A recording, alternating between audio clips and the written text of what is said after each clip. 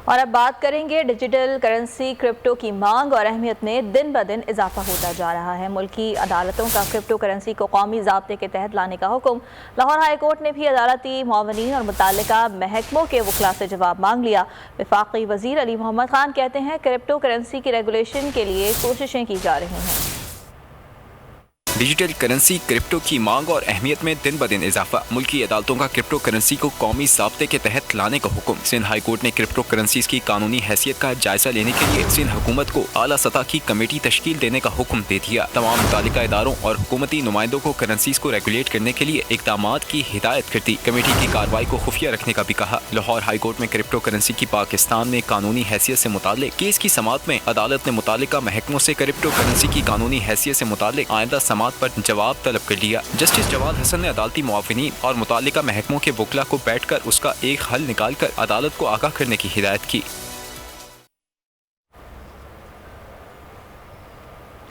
Digital currency crypto की मांग और अहमियत में दिन ब दिन इजाफा होता जा रहा है और गुज़िश्ता रोज़ मुल्की अदालतों ने क्रिप्टो करेंसी को कौमी ज़ाब्ते के तहत लाने का हुक्म दिया और लाहौर हाई कोर्ट ने भी अदालती मुआवनीन और मुताल्लिका महकमों के वकला से इस सिलसिले में जवाब तलब कर लिया है। और वफाकी वज़ीर अली मोहम्मद खान का ये मौक़िफ़ सामने आया कि क्रिप्टो करेंसी की रेगुलेशन के लिए कोशिशें की जा रही हैं। डिजिटल करेंसी क्रिप्टो जिसकी मांग में भी इजाफा होता जा रहा है, अहमियत में भी इजाफा होता जा रहा है। इसी सिलसिले में बात करेंगे। साइबर सिक्योरिटी एक्सपर्ट इबाद शाह हमारे साथ मौजूद हैं। इबाद, बहुत शुक्रिया आपके वक्त का।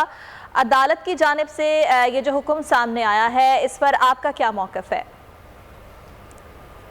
जी थैंक यू सो मच। पहली बात तो ये कि ये एक खुशआइन बात है कि इस पे फाइनली जो है तो इंस्टीट्यूशन से बात करना स्टार्ट कर दी, इस पे रेगुलेशंस की और इसको रेगुलराइज करने की बात अभी स्टार्ट हुई है। सो बहुत अच्छी बात है कि इसको हम लोग इसको हमारी जो आई मीन हाई कोर्ट के जो इस पे एक ऑर्डर आया है, तो this is very good initiative for a country Pakistan as well as जो भी क्रिप्टो में इस वक्त काम करें। क्योंकि देखिए बात सारी ये है कि हम जब क्रिप्टो की बात करते हैं तो क्रिप्टो में काफ़ी दफ़ा लोग जो है तो इसको हाईलाइट करते हैं इलीगल इशू। रब्ता करने की कोशिश करते हैं हम दोबारा इबाद शाह से। डिजिटल करेंसी क्रिप्टो की मांग और अहमियत में दिन ब दिन इजाफा होता जा रहा है और अब मुल्की अदालतों ने क्रिप्टो करेंसी को कौमी ज़ाब्ते के तहत लाने का हुक्म भी दे दिया है। जबकि लाहौर हाई कोर्ट ने भी अदालती मावनीन और मुताल्लिका महकमों के वकला से जवाब तलब कर लिया है। जबकि वफाकी वज़ीर अली मोहम्मद खान कहते हैं कि क्रिप्टो करेंसी की रेगुलेशन के लिए कोशिशें की जा रही हैं, इक़दाम उठाए जा रहे हैं। अब देखना ये कि क्या रेगुलेट कर सकती है हुकूमत इसको या नहीं, ये तो आने वाला वक्त ही बताएगा। ताहम मुल्की अदालतों ने क्रिप्टो करेंसी को कौमी ज़ाब्ते के तहत लाने का हुक्म दे दिया है और लाहौर हाई कोर्ट ने भी अदालती मावनीन और मुताल्लिका महकमों के वकला से जवाब मांग लिया है। क्रिप्टो करेंसी की रेगुलेशन के लिए कोशिशें की जा रही हैं और इस सिलसिले में कानूनी माहिरीन से भी राय तलब की जा रही है। एक बार फिर बात कर लेते हैं इबाद शाह से। इबाद, आपको लगता है कि रेगुलेट कर सकते हैं क्रिप्टो करेंसी को हम?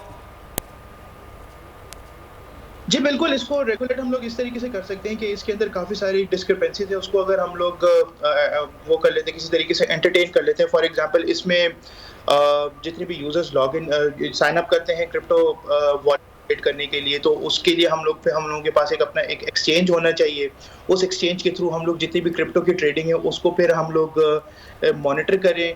जैसे हम लोग बैंक अकाउंट के लिए अपने यूजर्स या अपने कस्टमर से जितनी इन्फॉर्मेशन मांगते हैं, इसी तरीके से क्रिप्टो के लिए भी हमें ये इनिशिएटिव करने पड़ेंगे। लेकिन ये सारी चीज़ डिपेंड करती है कि आप इसके अगेंस्ट क्या रिक्वायरमेंट, इसके अगेंस्ट क्या रेगुलेशन लेके आ रहे हैं। उसके साथ साथ फिर हमें टैक्स के मामला को भी देखना पड़ेगा कि हम लोग इसमें टैक्स कैसे कलेक्ट कर रहे हैं। इसमें कोई फाइनेंशियल फ्रॉड या जैसे FATF ने हम पे काफ़ी सारे रिस्ट्रिक्शंस लगाए हुए हैं। उसमें एक रिस्ट्रिक्शन ये भी है कि मनी लॉन्ड्रिंग के जो कुछ ऐसे क्लॉजेस है जो कि जिसकी वजह से FATF के काफ़ी सारे हमारे ऊपर रिस्ट्रिक्शंस थी।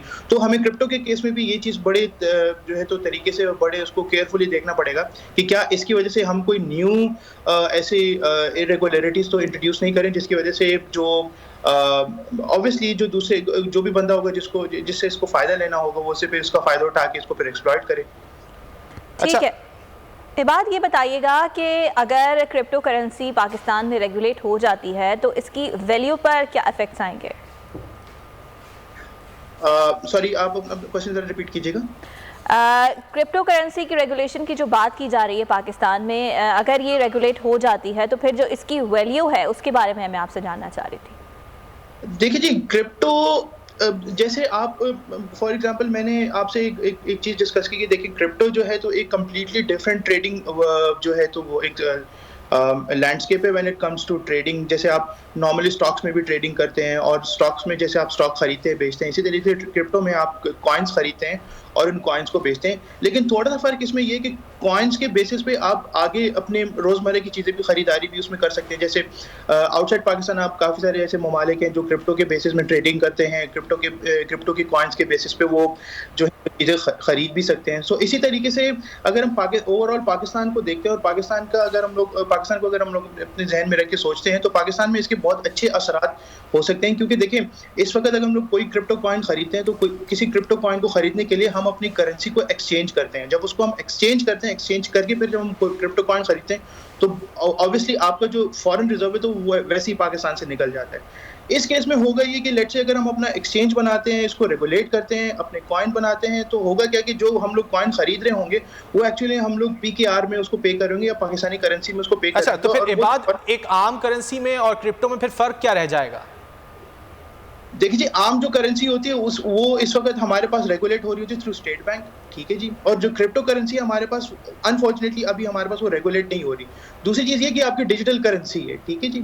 इसको आप अपने एक पेपर पे भी इसको आप रख सकते हैं। All you need to do इसकी आपका QR कोड होता है, आपका एक वॉलेट होता है, आप उसको वॉलेट में भी रख सकते हैं। You don't have to carry जो है तो अपने जो पैसा है वो अपने वॉलेट में या अपने पास आपको 24 आवर्स अपने उसको साथ रखना नहीं है। आप इसको किसी भी तरीके से कैरी कर सकते हैं। क्रिप्टो का एक बड़ी चीज़ और बड़ा फायदा है। इस बारे में आपने हमसे बात की, बहुत शुक्रिया आपका। सब्सक्राइब करें और बेल दबाएं ताकि कोई खबर रह न जाए।